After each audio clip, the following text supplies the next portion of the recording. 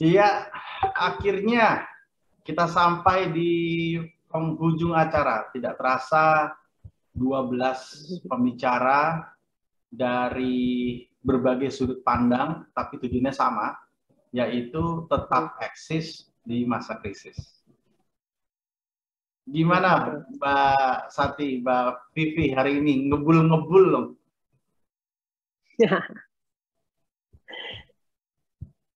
Daging semua materinya, luar biasa. Banyak catatan nih, aku banyak banget catatan.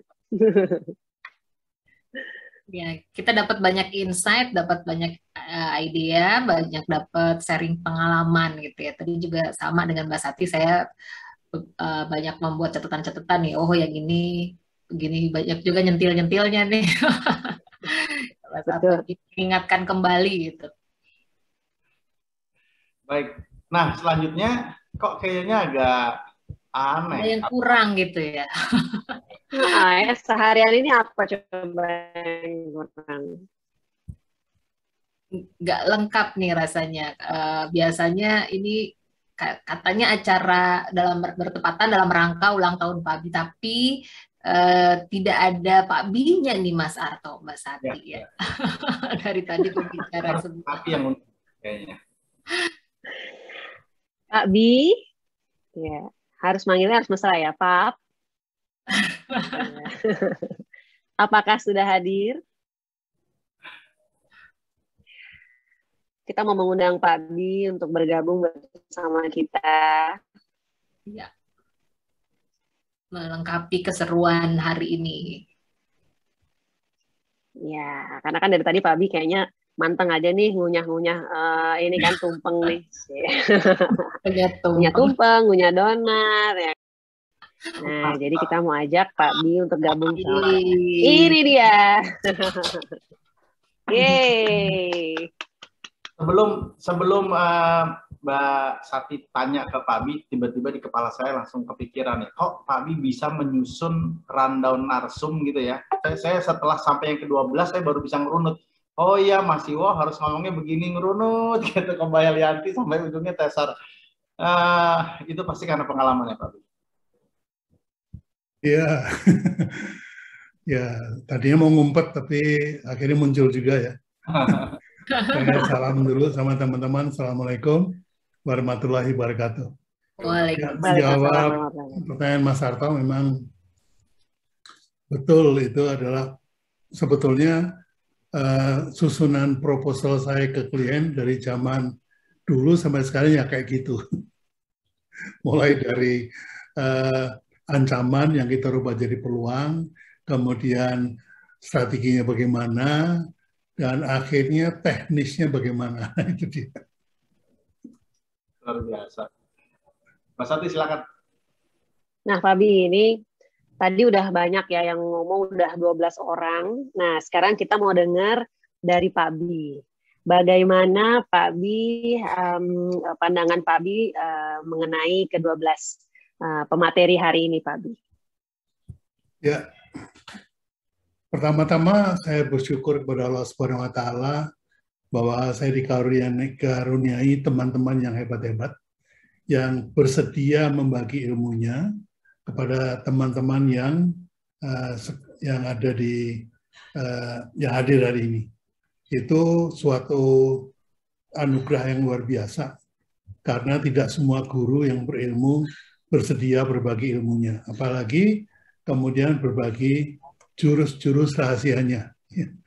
Tadi saya lihat pemateri yang sesi pertama maupun pemateri yang sesi kedua, termasuk jurus-jurus ilmu duniawinya, bisnisnya, dan juga jurus-jurus ilmu ukhrawinya, pihak spiritualnya. Seperti Mas Mono tadi, itu sudah berbagi ilmu spiritual yang luar biasa, karena bagaimana beliau mengatakan ketiga hal itu, apa tadi? Nikmati prosesnya, jalani prosesnya, nikmati hasilnya, bakar terus semangat. Sebetulnya di balik itu ada satu satu ini yang sangat mendalam ya, pemahaman spiritual yang sangat mendalam, di mana kalau tanpa izin yang punya kehidupan ini, kita juga nggak akan bisa melakukan itu. Jadi modalnya sabar, tawakal, ikhlas. Nah itu juga yang dipakai oleh Pak Abi ketika menghadapi segala sesuatu. Nah bagi yang muda-muda seperti Kang Dewa misalnya, itu berdasarkan pemikiran yang sama, landasan yang sama, tapi mengembangkan dengan skill up yang gila-gilaan ya. Jadi itu karena Kang Dewa emang sifatnya ekstrim, semuanya serba ekstrim, jadi akhirnya menjadi semuanya serba ekstrim. Bahkan ketika orang dalam kondisi krisis, itu saatnya untuk berkembang, itu betul. Jadi dari krisis tahun 98, itu yang saya sarankan pada semua klien, justru ketika semua orang tiarap, kita harus lari. Nah ini yang cara yang betul untuk dilakukan oleh teman-teman semuanya. Jadi luar biasa sih hari ini, saya bersyukur sekali bahwa ternyata nggak tahu mereka kompakan apa gimana ya 12 pembicara ini. Kok akhirnya ujungnya itu mengerucut pada satu kesimpulan. Itu sih, Fi. Baik. Ada pesan dan tips nggak nih Pak Bi terakhir untuk para rekan-rekan yang menyaksikan Indonesia Spicing the World ini, Pak? Ya, jadi pesan yang paling penting saya lihat tadi disampaikan oleh Mas Dion, yaitu bahwa kita tidak cukup hanya berubah. Kita harus melakukan riset. Kita set ulang. Kita start dari awal. Nah, dalam hal ini Pak Bi nggak cuma ngomong ya. Pak Bi juga melakukan hal yang sama, baik terhadap klien-kliennya Pak Bi maupun kepada workshop yang dilakukan oleh Pak Bi. Semua di riset total. Jadi selama ini bisnis kembali berjalan justru ketika kita tidak mau ketemu muka. Jadi klien saya berkali-kali minta ketemu untuk kemudian maunya dapat chemistry, saya bilang sudahlah, mendingan nggak jadi klien saya deh daripada saya dipaksa ketemu. Akhirnya ketemu juga chemistry-nya justru setelah kita bicara lewat layar ya, lewat screen. Ini teman-teman harus pahami bahwa bahkan orang setua Pak Bi pun juga bersedia melakukan riset dari bisnisnya. Ya, jadi nggak cuma teman-teman yang dituntut, tapi Pak Bi juga demikian. Begitu, Vi. Pertanyaan terakhir dari saya, Pak Bi. Kita tuh tadi belajar banyak tentang semua ilmu. Saya pesan dari Pak Bi bahwa sebetulnya, silakan Mbak Bibi. Ini karena virtual nih, jadi jaringan sana sini. Ini karena hujan juga sih kayaknya. Ya, itulah suka dukanya. Silakan Mas Arto.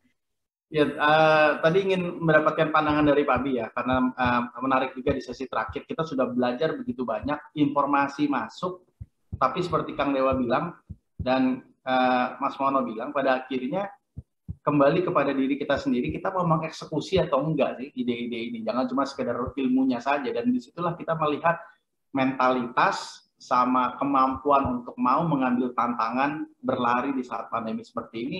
Ini yang justru setelah semua ilmu masuk, tinggal kembali ke orangnya. Nah, orangnya inilah yang kemudian harus menggerakkan dan tidak bergerak. Gimana caranya, Pak Bi? Ya, jadi saya pesankan kepada teman-teman bahwa ilmu yang diajarkan oleh ke-6 guru kita maupun ke-6 kawan kita, ini bukan ilmu akademisi ya. Ini ilmu yang diserap dari praktek mereka, beliau-beliau itu, selama puluhan tahun. Sehingga dengan demikian, ilmu itu baru akan keluar magicnya kalau dipraktekkan.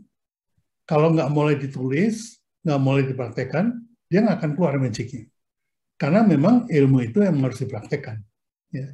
Itu pengalaman dari Pak Bi seperti itu. Jadi teman-teman, makanya kenapa rundown ini saya tutup dengan toko UKM, itu karena sebetulnya saya minta kepada Mas Tesar dan Mas Galih untuk menciptakan sebuah platform buat teman-teman yang punya produk, untuk bisa jualan, yang nggak punya produk bisa dapat income. Ya.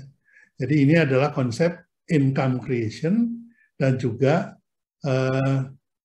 job creation. Jadi dengan adanya Anda mempunyai produk yang dipasarkan di toko UKM, itu membuat teman-teman yang tidak punya kerjaan di rumah, itu bisa jadi punya kerjaan dan jadi punya income.